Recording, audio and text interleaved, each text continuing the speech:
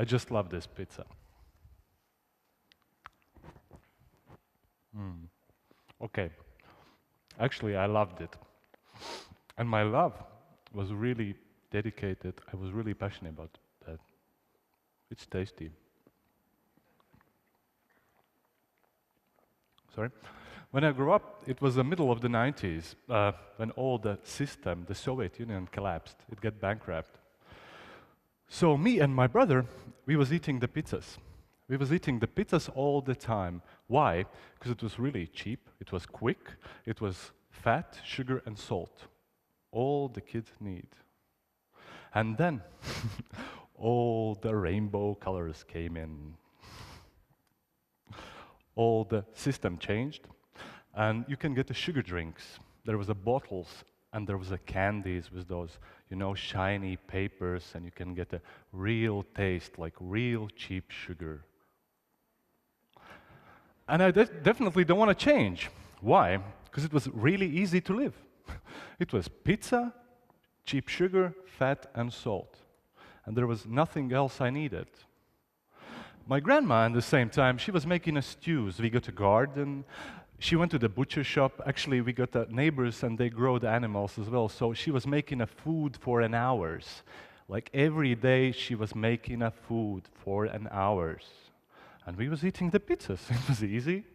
And what we was doing this guy. We was playing computer games, because it was interesting, and we can watch a TV. And then the ketchup came in. And actually, it was the game changer for me. Why? Because we was eating everything with the ketchup. We was eating the potatoes, pasta, rice, breakfast eggs with the ketchup. Everything with the ketchup. And it was beautiful, because all food tastes the same. Why are you laughing? It's good to live like that. It's easy, understandable, and no boxes. Just this box, sorry. Yes, and now, this is the picture. Actually, there is no picture, there is no Photoshop.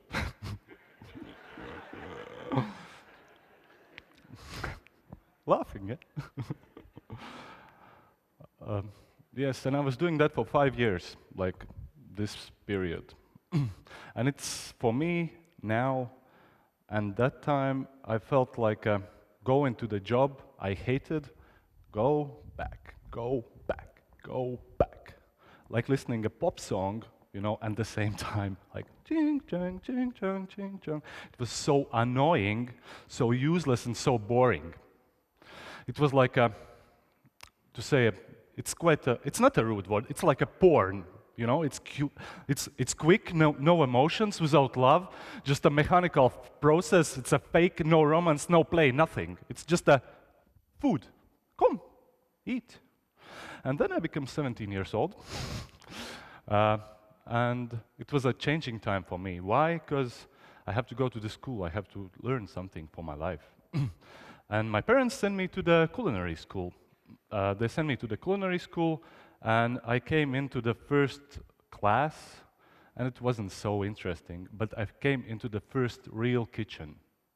And then imagine this picture of, 40 years old guys, bald heads, white, like, nice white jackets, and they are like standing and chopping an onion. Concentrating all the energy, everything goes to the onion. And I was eating the pizzas. So it was for me like a Disneyland, like a wonderland, like something that is really, really, really interesting. And in the same time, my brother and we was eating the pizzas, but those products, you first taste an olive, because we don't grow olives here. And I first taste an olive, and I imagine then it's a berry. So I take it out from the jar, and I taste it, and it was like bitter and salty. This was like feeling of why those people paying that money in a restaurant to buy this olive. Where is the point? And then the olives they got in a restaurant, like 7 types of olives. They've got potatoes, like 7 types of potatoes. They got a lot of new products that I fall in love with, because it's like a taste palette. It's like a palette of the products, it's really, really interesting because those potatoes, you can cook them like in 100 ways. Those olives, you can serve them, 100 ways. You can cook the potatoes. There's a world of animal products. There's a world of fish, of spice, of vegetables, of, underwater things. There's a lot. It's a big, big, big, big, big, big world. And there's a combinations of them. So this potato, you take a potato, you can add the nutmeg, it tastes different. If you add the hemp seed, it tastes different. You can add the truffle oil, it tastes different. So it's a combination thing as well. So I start to fall in love with this combination thing. And the devil, the presentation. Why you pay so much money in a restaurant? It's like an architecture. It's like a building of architecture. It's like a high-tech design. So I fall in love with that thing as well. And one thing I really understand was then, like those bold guys, you need to concentrate. The concentration is the most important thing in a culinary. Making food is like playing a music. If you know the notes, there is a do, re, mi, fa, sol, la, si, do. Yes? But like in a potatoes or in olives or in fish or in meat, there is a million of notes. If you want to play like a cheap German folk song, like it's easy. Everybody can get it. Even the monkey can play that music. But if you want to play like real music, you have to understand a bit more than those notes. So I get like this feeling that I have to understand them. Then the students start to come into the restaurant and they're carrying those plastic bags with the food, with the pizza and the sugar drink, because it's a cheap energy and you need to work, to dedicate all your energy to this.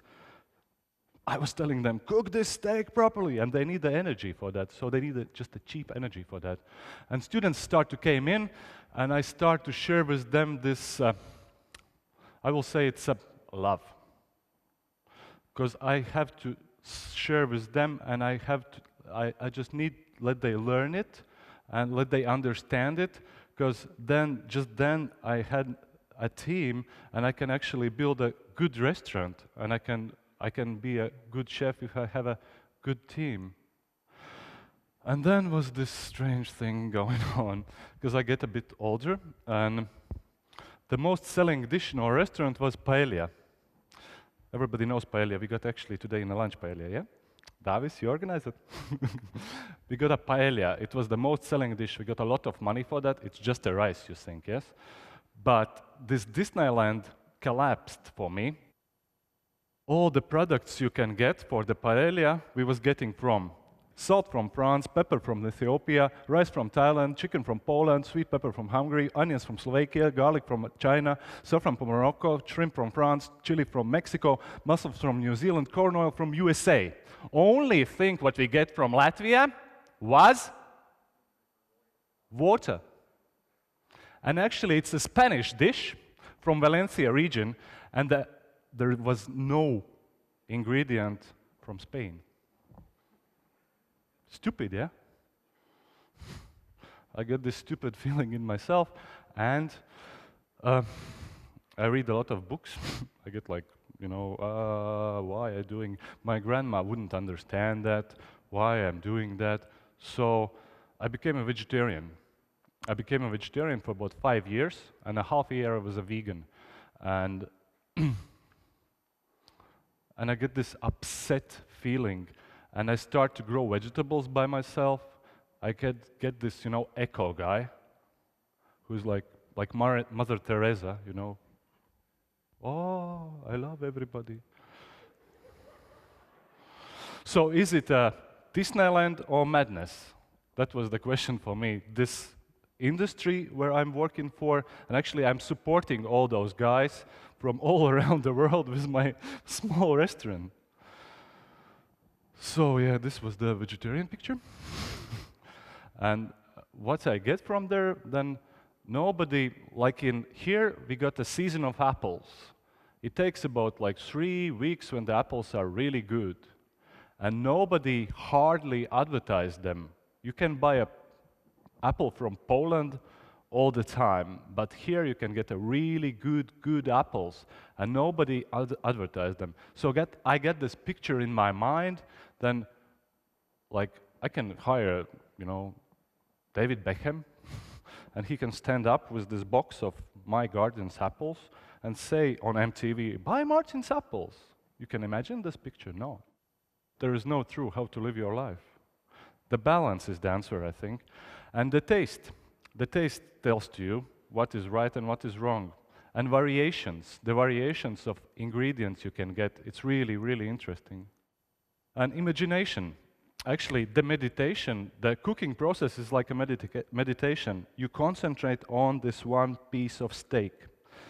And then you imagine something, and the imagination is the next one. So you imagine what you want to cook, and creativity. So all this energy goes just on this one piece of steak. And this is not a problem if somebody says, "I don't want to eat that." It's just your process. It's about the food. Now I can actually make a really good pizza because I was teach how to make a good pizza. And what you need is, it's a special oven, it's an oak tree, it's an olive tree, there's a special tomatoes for that, there's a special flour for that, mozzarella cheese, and so on. But this was just a pornography. So in a kitchen you can be, you can be a Mother Teresa, or Carlo Petrini, or those slow food guys. You can be a Christopher Columbus and discover all through yourself, or you can be a Chuck Norris and get the best results. So what you want to be, what you're going to be, I don't know, and I don't know as well, for me and myself. So my brother, it's me and my brother. What happened, I didn't get to him this information of loving the food, but he fell in love with the girl from Slovakia, and she's a really, really, really good cook. So this is my passion, this is my work, what I do, I just cook. There's nothing interesting.